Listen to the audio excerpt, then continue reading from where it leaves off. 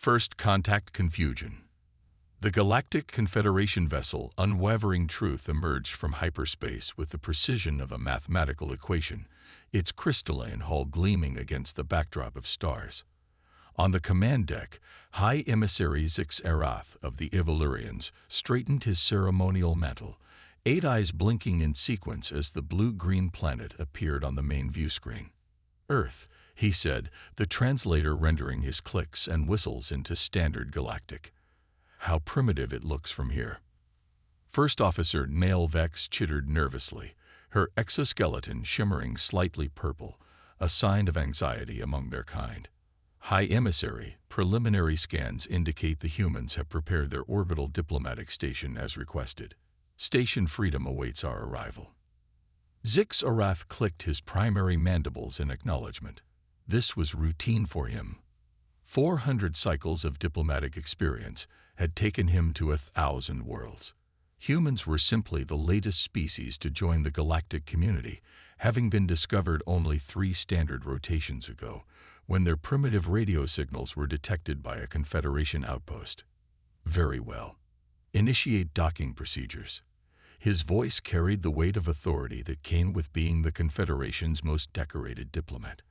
And Nailvex, do control your coloration. We wouldn't want the humans thinking we're anxious. The view screen flickered to life, revealing a human with rich brown skin and close-cropped black hair.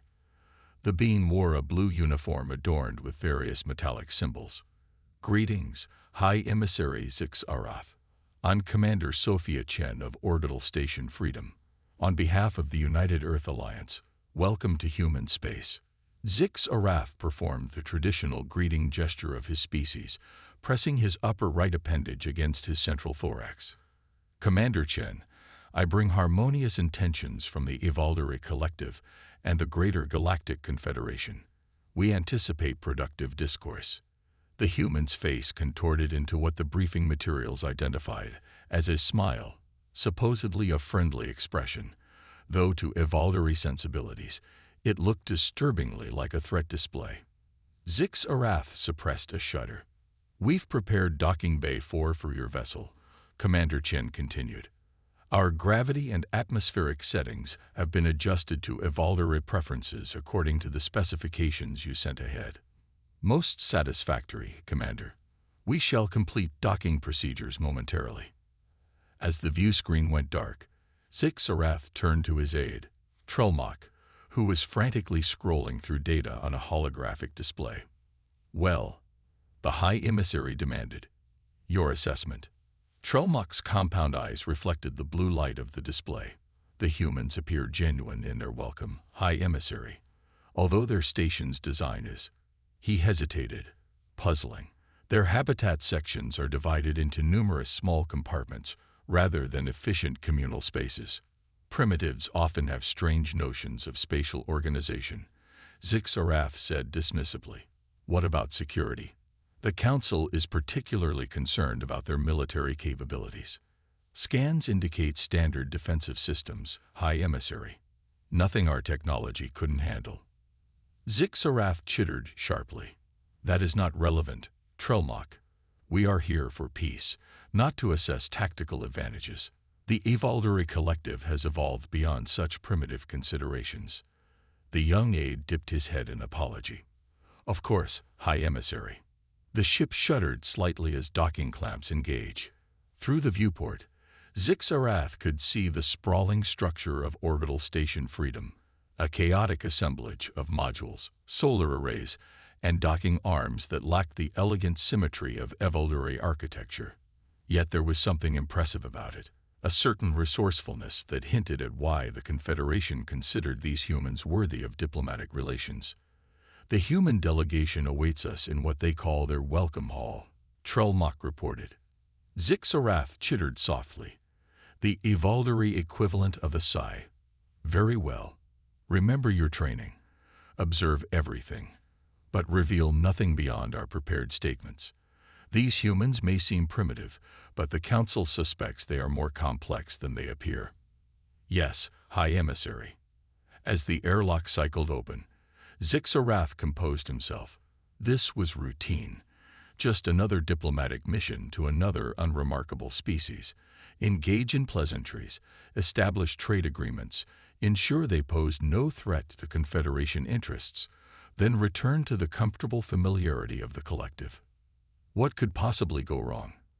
The formal welcome reception had been, in Zixarath's professional opinion, excruciatingly tedious.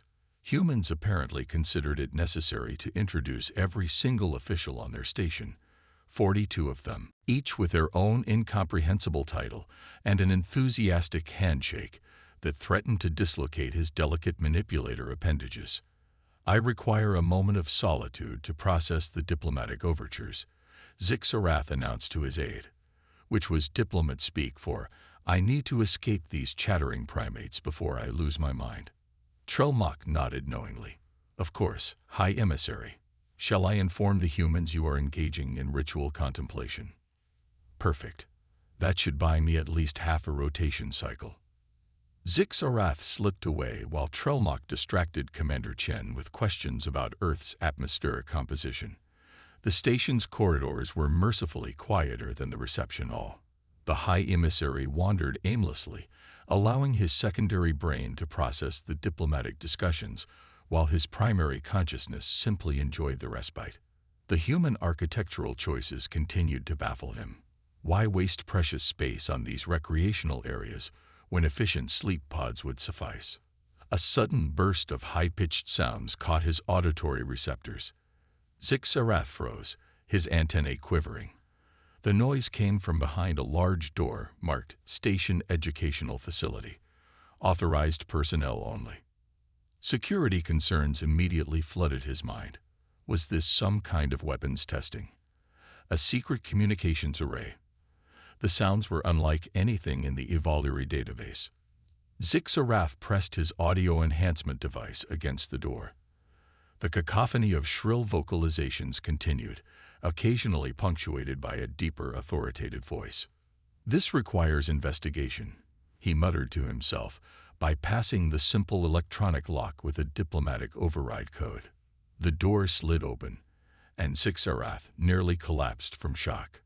Small humans, dozens of them, confined in a brightly colored chamber, arranged in neat rows, all facing a larger human who stood before a glowing information screen.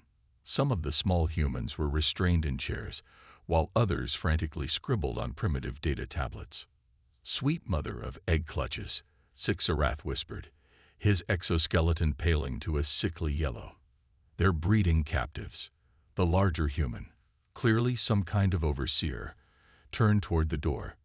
Her eyes widened at the sight of the tall alien diplomat standing frozen in the doorway. High Emissary Zixarath, this is unexpected. I'm Miss Patel. Welcome to our station's elementary school. Are you here for the cultural exchange presentation?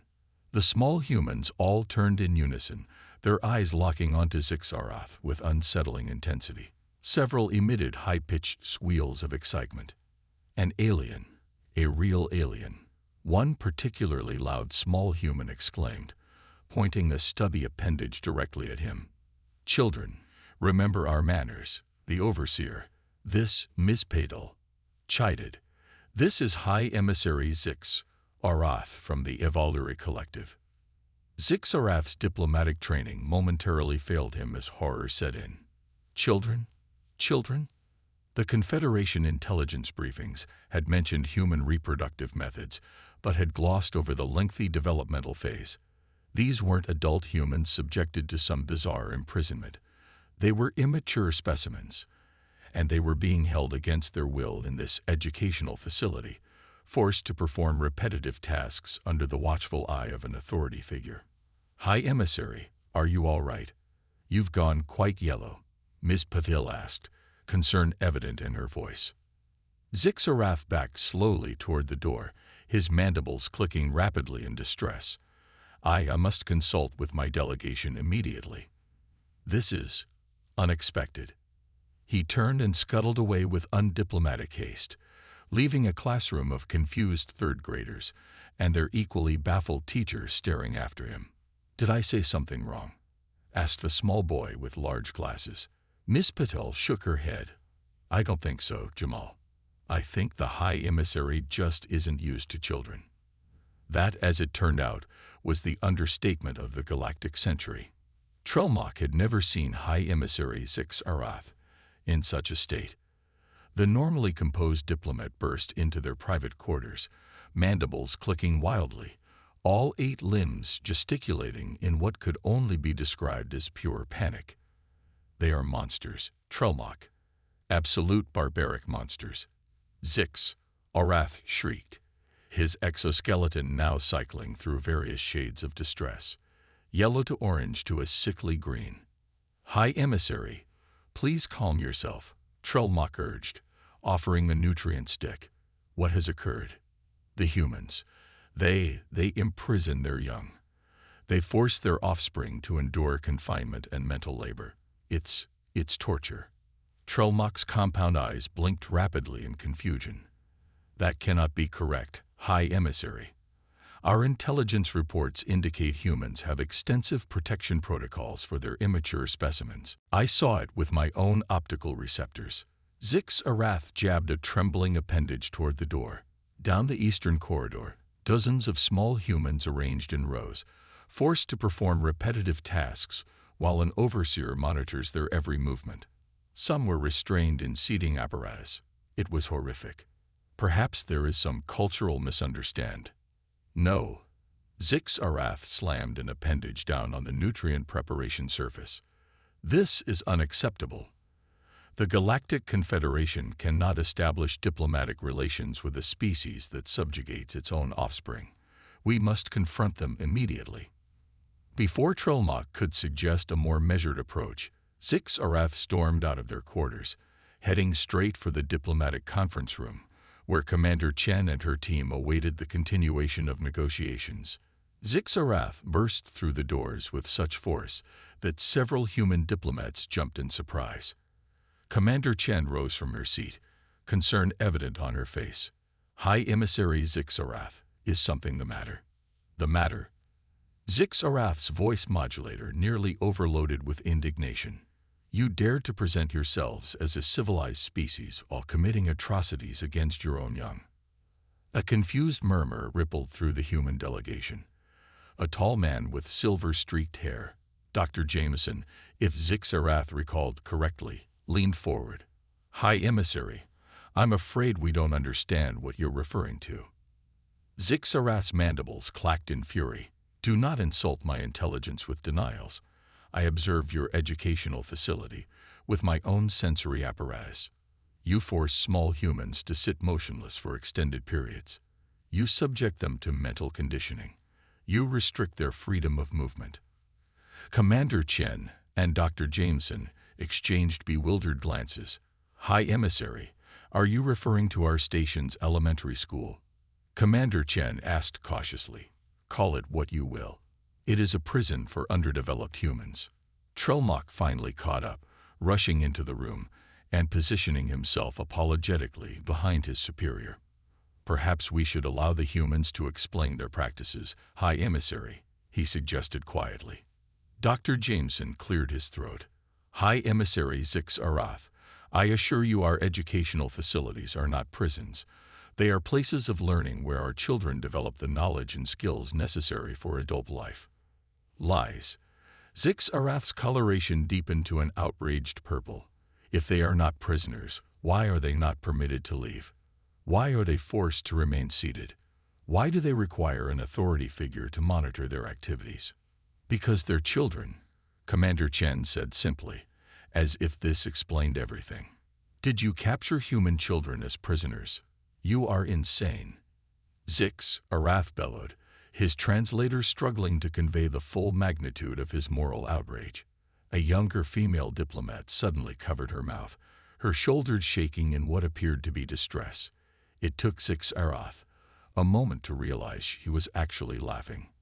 I apologize, High Emissary, she said, composing herself with visible effort, but I believe we're experiencing a profound cultural misunderstanding.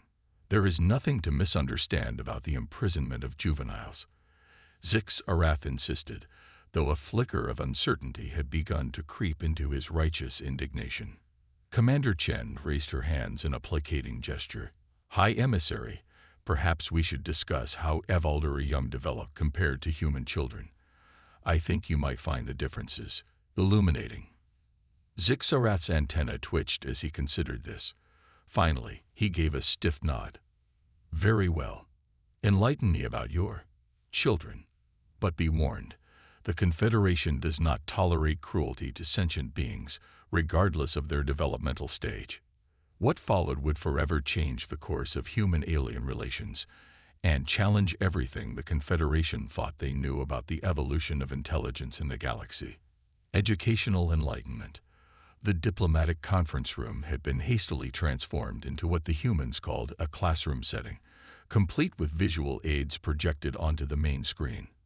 High Emissary Zixarath sat rigidly in a chair modified to accommodate his exoskeleton, all 8 eyes fixed on Dr. Elena Vasquez, the station's chief xenobiologist and child development specialist, who had been summoned to explain this barbaric education concept. Let me get this straight, Zixarath interrupted, mandibles twitching with barely contained skepticism. You're telling me that human offspring emerge from their biological vessels as completely helpless, non-sentient life forms. Dr. Vasquez nodded patiently. Human babies are born with very limited capabilities, yes. They cannot walk, talk, feed themselves, or even control their own waste elimination for quite some time. And this helpless state lasts for how long? Zixarath asked, his voice dripping with disbelief. Full physical and cognitive development takes approximately 18 to 25 Earth years, Dr. Vasquez replied. Zixarath emitted a high-pitched whistle that made several humans wince. 25 rotations around your star. That's preposterous. How has your species not gone extinct from predation? Commander Chen stifled what suspiciously sounded like a laugh. We protect and nurture our young while they develop, High Emissary. For 25 years, Zixarath's exoskeleton paled to an astonished white. The inefficiency is staggering. And you expect me to believe this?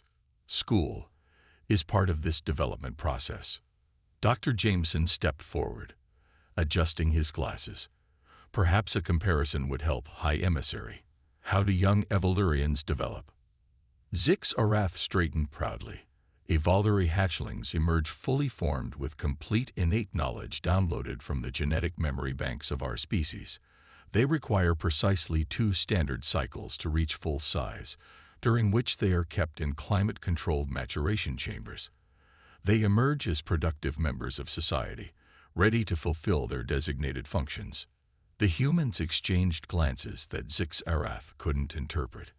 I see, Dr. Vasquez said carefully. So, evolutionary children are born with all the knowledge they will ever need.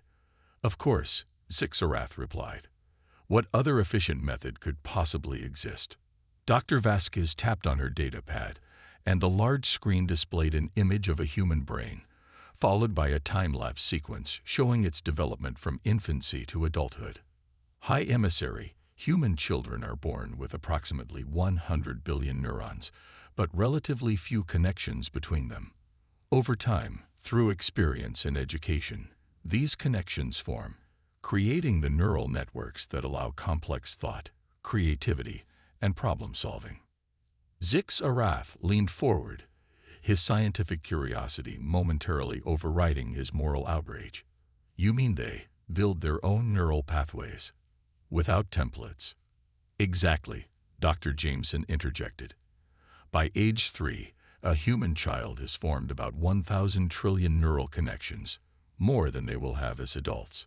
But that's inefficient, Zixarath protested, though with less conviction than before. Dr. Vasquez smiled. Actually, it's remarkably efficient for adaptation. As children grow, the connections they use are strengthened, while those they don't use are pruned away. This process, which we call experience-dependent plasticity, allows human brains to specialize based on their unique experiences and environments. Trelmock, who had been silent until now, suddenly chirped with interest. This would explain the remarkable adaptability of humans noted in our preliminary studies. Evolutionary brains are perfect replications of the genetic template, with little variation between individuals, which is why this school exists. Zix Arath asked, his tone now more curious than accusatory. Commander Chen nodded. Education helps shape those neural connections. It provides experiences, challenges, and information that help children develop their unique potential. But the confinement, the regimentation, the authority figures. Zix Arath persisted. Let me show you something, Dr. Vask said, standing. If you'll follow me, High Emissary, I think a direct observation might be more illuminating than any explanation I could offer. The playground, as the humans called it, was a riot of color, sound, and movement that assaulted Zix Arath's senses from the moment they entered the large open chamber adjacent to the educational facility. Small humans darted in all directions, climbing on structures, swinging from apparatus, building with colored blocks, and engaging in what appeared to be simulated combat scenarios with soft projectiles. This is chaotic, Zix Arath observed, stepping back as a small human narrowly missed colliding with his lower limbs. We call it free play, Ms. Pottle explained, beaming at the scene. It's a crucial part of childhood development. Through play, children learn social skills, problem-solving, creativity, and physical coordination. A small human female with dark curly hair approached tentatively, staring up at Zix Arath with unabashed curiosity. Are you really from another planet? She asked, unfazed by his alien appearance. Before Zix Arath could formulate a diplomatic response, the child continued. Do you have children too? Do they go to school? What games do they play? Can they change colors like you? Sophia, Miss Patel interjected gently. Remember what we discussed about respecting personal space and asking one question at a time. The child, Sophia, nodded solemnly. Sorry, Ms. Patel. Sorry, Mr. Alien Ambassador. To Zix Arath's surprise, he found himself responding. We do not have children, as you understand them. Evalera Young emerged fully formed, with all knowledge pre-installed. Sophia's eyes widened. But how do they learn to make friends, or invent new things, or figure out what they like to do? Zix Arath's secondary brain mass pulsed with an unfamiliar sensation. They don't. Their functions are predetermined. Sophia frowned, clearly troubled by this concept. That sounds sad. Everyone should get to choose who they want to be. Before Zix Arath could respond, Sophia was called away by her peers to join some form of circular movement ritual involving rhythmic chanting. Out of the mouths of babes, Commander Chen murmured beside him. I beg your pardon. It's an old Earth expression. It means that children often speak simple truths that adults overlook. Zix Arath watched as the children organized themselves with minimal adult intervention, negotiating roles in their activities, resolving conflicts, and spontaneously creating new games when old ones lost their appeal. They're self-organizing, he observed with growing astonishment.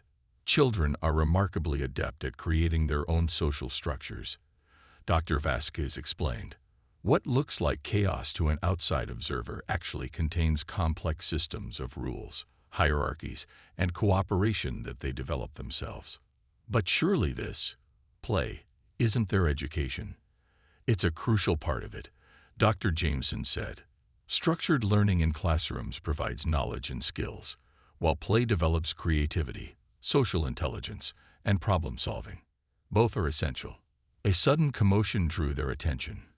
Two small males were engaged in a heated dispute over possession of a colorful construction toy. Aren't you going to intervene? Zix Arath asked Ms. Patel, who was observing the situation, but making no move to resolve it. Watch, she said simply. To Zix Arath's amazement, a third child stepped between the quarreling boys, proposed a solution involving taking turns, and facilitated a negotiation that resulted in both parties agreeing to collaborate on a joint construction project instead. They're resolving conflicts independently, Zix Arath muttered, mandibles clicking in contemplation. When possible, we let them work things out themselves, Miss Poddle explained. It's how they develop emotional regulation and conflict resolution skills. We step in when needed, but our goal is to teach them to manage their own relationships. Zixarath fell silent, his multiple brains processing this radical new understanding of development. In the Evoldery Collective, conflicts were unheard of. Each individual emerged with a perfect understanding of their place in the social order. There was no need for negotiation, compromise, or creative problem-solving, because there were never any problems that hadn't been anticipated and solved by the genetic programming. I think I'm beginning to understand, he said finally. Your educational facilities aren't prisons for your young. They're incubators for emergent intelligence. Dr. Vasquez smiled. That's a poetic way of putting it, High Emissary. But why the structure? The discipline? The restraint? He persisted. Balance, Commander Chen said. Freedom without guidance leads to chaos. Structure without freedom stifles development. Human education attempts to balance both. Would you like to see a more structured learning environment now? Dr. Vasquez suggested. Perhaps something closer to what you initially observed. Zixarath nodded, his scientific curiosity now fully engaged. Yes, I believe it would be most enlightening. In a classroom filled with what Ms. Patel identified as fifth graders, humans approximately 10 years into their developmental cycle, Zixarath observed a very different scene from both the rigid rows of his earlier misconception and the chaotic freedom of the playground. Students sat in small groups, engaged in animated discussion over what appeared to be some sort of problem-solving task. A human adult. Mr. Kaplan, he was introduced as, moved from group to group, occasionally offering guidance or asking questions, but primarily allowing the students to work through the challenges themselves. What are they doing? Zixarath asked, his voice lowered to avoid disrupting the class. It's a collaborative engineering project, Mr. Kaplan explained. They're designing water filtration systems using only the materials provided. It incorporates principles of physics, environmental science, and teamwork.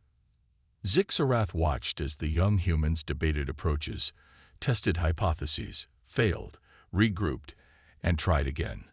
What struck him most was not their successes, but how they handled failures, with resilience and adaptation rather than distress. They seem pleased when their attempts fail, he observed, puzzled.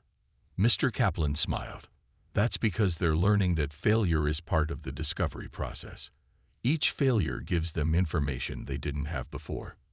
In the Evoldery Collective, failure is unknown, Zixarath admitted. Our genetic programming ensures perfect execution of predetermined functions. And innovation? Commander Chen asked quietly. How does your species advance technologically or culturally? Zixarath shifted uncomfortably. Advancements are incorporated into the genetic templates after they've been approved by the Evolutionary Council. It's a deliberate process, which explains why human technological development has outpaced most Confederation predictions. Trellmock observed, earning a sharp look from his superior. Forgive me, High Emissary, but our reports indicate humans have compressed what should have been a millennium of technological advancement into less than 2 centuries. A small human raised her hand, looking directly at Zixarath. Excuse me, Mr. Alien, but I have a question. Ms. Poddle started to intervene, but Zixarath waved her off. I am curious to hear it, he said to the child. If your babies are born already knowing everything, how do you discover new things? The child asked. And if everyone knows exactly the same stuff, doesn't that get boring? The simplicity of the question belied its profound implications. Zixarath found himself momentarily speechless, a first in his 4 centuries of diplomatic service. An excellent question, he finally acknowledged. In the Evoldery Collective, we value perfection and efficiency above discovery. Our society advances more slowly than yours, but without the messiness of trial and error. But the best part of science is the messiness. Another child exclaimed. That's when you find out cool stuff nobody expected. A chorus of agreement rose from the other students, along with a flurry of anecdotes about unexpected discoveries they had made through their messy experiments. As the humans prepared to move on to the next phase of their educational tour, Zix-Arath found himself lingering in the classroom, watching as the children enthusiastically demonstrated their filtration designs to one another. "High Emissary," Trelmock inquired, noting his superior's unusual hesitation. "Is something troubling you?" Zix-Arath's exoskeleton had settled into a contemplative shade of blue. "Not troubling, Trelmock. Intriguing. I am beginning to understand something about these humans that I suspect the Confederation has overlooked entirely." "What might that be, High Emissary?" Zix-Arath gestured toward the children, who were now collaboratively improving each other's designs without prompting from their teacher. "Their greatest strength isn't their technology or their resources or even their adaptability," he said softly. "It's their method of creating new minds. They don't replicate, they innovate. Each human child is an experiment in consciousness, with outcomes that cannot be predicted even by the children themselves." "That sounds inefficient," Trelmock observed, echoing his superior's earlier criticism. "Perhaps," Zix-Arath conceded, "or perhaps efficiency isn't always the highest virtue." The implications of this realization continued to unfold in his mind as they proceeded to the final stage of their educational tour, one that would challenge the foundations of evolutionary philosophy even more profoundly. The music room hid Zix-Arath's auditory receptors like a physical force. Compared to the mathematical precision of evolutionary harmonic compositions, the sounds produced by the young humans were chaotic, imprecise, and yet somehow compelling. "This is our arts education program," Dr. Vasquez explained over the crescendo of what she called a student orchestra. "Music, visual arts, theater, dance, all crucial components of human development. You dedicate educational resources to entertainment?" Zix-Arath asked, genuinely puzzled. "Not entertainment, expression," corrected a tall human with vibrant plumage. "No, hair, dyed in multiple colors. I'm Ms. Yamamoto, the arts coordinator. The arts aren't frivolous luxuries. They're fundamental tools for developing critical thinking, emotional intelligence, and cultural understanding." Zix-Arath watched as a group of adolescent humans collaborated on a large mural, their movements seemingly haphazard yet ultimately contributing to a coherent whole. "There are no instructions," he noted. "How do they know what to create?" "They don't, not in advance," Ms. Yamamoto explained. "They're responding to a theme, unity in diversity, but interpreting it through their own perspectives and experiences." "But how do you evaluate their performance without objective criteria?" "Art isn't about replicating a predetermined correct result," Ms. Yamamoto said, her passion evident. "It's about the process of creation itself, about expressing something unique to each individual while also contributing to collective understanding." Before Zix-Arath could formulate a response, Commander Chen gently steered him toward a smaller room where a single human adolescent sat before a complex arrangement of black and white keys. "This is Ming," Commander Chen introduced them.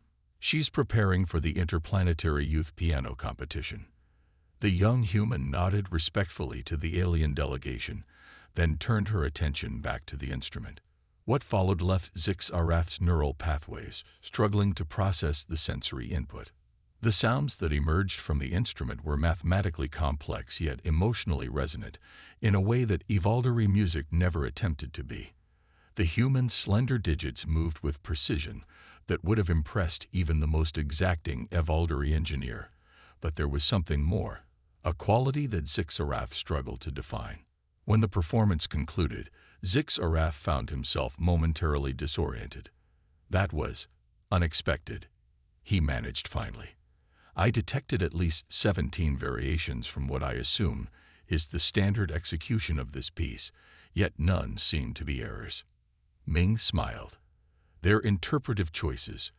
The composer provides the framework, but each pianist brings their own understanding to the piece. You modify the composition, deliberately." Of course, Ming said, as if this were the most natural thing in the universe. Otherwise, why have human performers at all?